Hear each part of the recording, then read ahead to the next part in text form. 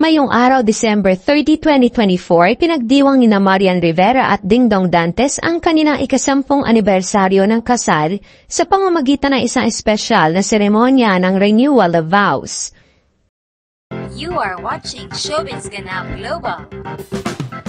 Ang Renewal of Vows ay hindi lang isang selebrasyon ng kanilang dekadang pagsasama, kundi isang pagbabalik-tanaw sa kanilang journey bilang mag-asawa. Sa seremonyang ginanap sa simbahan kung saan sila kinasal, parehong nakaputing kasuotan sina Marian at Dingdong na simbolo ng kanilang dalisay na pagmamahalan. Ganon din ang kanilang mga anak na parehong naglakad din sa altar. Naging emosyonal si Marian habang muling tinatahak ang pasilyo ng simbahan patungo sa altar kung saan nag-aabang si Dingdong kasama ang kanilang mga anak.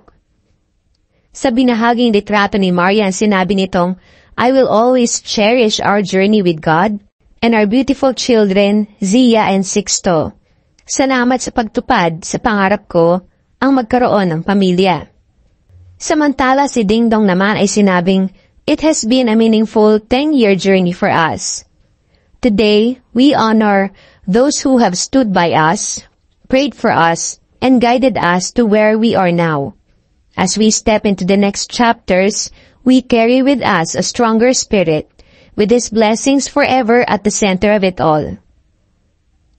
Eksaktong 10 taon na nakalipas mula nang ginanap ang kasal ni Marian at Dingdong noong December 30, 2014. Ang kanilang engrandeng kasalan ay tinaguri ang The Royal Wedding na ginanap sa Immaculate Conception Cathedral sa Cubao, Quezon City. Ang kasal ay napuno ng karangyaan, mula sa suot ni Marian na couture gown na idinisenyo ni Michael Cinco hanggang sa engrandeng reception sa Mall of Asia Arena. Dinaluhan ang kanilang kasal ng mga sikat at nagbibigatang personalidad mula sa showbiz, politika at maging sa business. Isa ito sa pinakamalaking showbiz events noong panahon na iyon na ipinalabas pa sa telebisyon upang mapanood ng kanilang milyon-milyong tagahanga. Sa loob ng 10 taon, ipinakita ni Marian at Dingdong ang kanilang pagiging ideal couple. Pinahiyaan silang 2 anak na si Maria Letizia o Zia, na ipinamanak noong 2015, at si Jose Sixto IV o Sixto noong 2019. Ang kanilang mga anak ay kilala rin sa social media bilang Mini Marian at Mini Dingdong dahil sa kanilang angking kagandahan at karisma.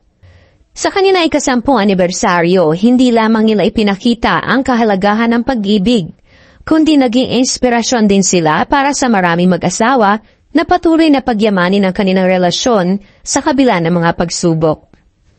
Tunay na ang pag-iibigan ni Marian Rivera at Dingdong Dantes ay patunay na ang forever ay posible kung ito ay pinagtutunuhan at binibigyan ng halaga araw-araw.